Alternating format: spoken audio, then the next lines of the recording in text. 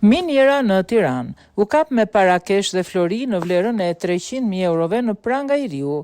Policia e Tiranës ka finalizuar operacionin policor të koduar Miniera, rezultati një hetimi 5 mujor nga seksioni për hetimin e pastrimit parave dhe aseteve kriminale në bashkëpunim me Prokurorinë e Tiranës.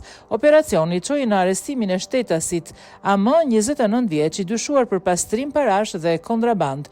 Gjatë kontrollit të kryer në biznesin e të arrestuarit, i cili operonte në fushën e Exchange dhe Argjendarin në Fushë Kruj, policia gjeti dhe sekuestroi një shumë prej 100.000 eurosh në parakesh që dyshohet se ishin marhua me përqindje. Pashtu në ambientet e biznesit u zbuluan bizhuteri floriri me pesh me vlerë 187.000 euro, të cilat dyshohen të jenë kontrabanduar pasi nuk ishin pajisura me fatura blerje. Sipas hetimeve, 29 vjeçari në bashkëpunim me babain e tij shtetasin AM 60 vjeç pastronte para nga burime të dyshimta. Ndaj babait të arrestuarit është iniciuar procedimi në gjendje të lirë për përfshirjen e tij në këto veprimtari kriminale.